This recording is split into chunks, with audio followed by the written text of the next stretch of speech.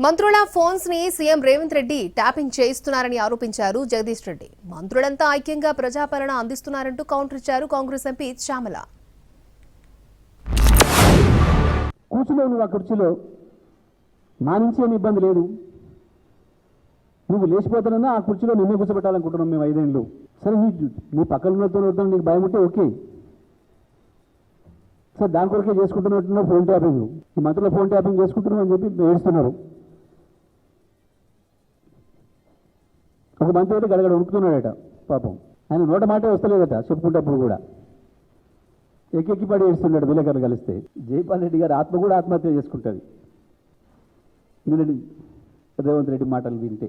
So called ఎలుగుబంటి జగదీశ్వర్ రెడ్డి ఈయన చాలా విషయాలు చెప్తుండు. ఏమని? ఫోన్ ట్యాపింగ్ సొంత మంత్రులే చేస్తుంటారు రేవంత్ రెడ్డి. మాకేం నీ మీద వ్యతిరేకత లేదు, మీ మంత్రులే ఫీల్ అవుతారని. మా మంత్రులు ఎవరు ఫీల్ కావట్లేరు. మా మంత్రులందరూ ఐక్యతతోటి ప్రజా పాలన అందించే విధంగా ముందుకు పోతారు.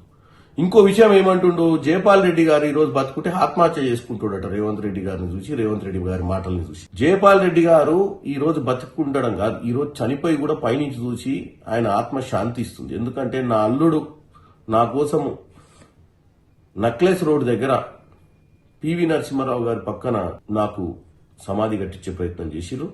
ప్రతి సంవత్సరం వర్ధంతి జయంతి ఉత్సవాలు కూడా చేస్తుండ్రు అని ఆయన గర్వపడతాడు. అసలు బాధపడే వ్యక్తి ఈ రోజు ఎవరన్నా పెద్ద మనిషి ఉన్నారంటే ప్రొఫెసర్ జయశంకర్ గారు.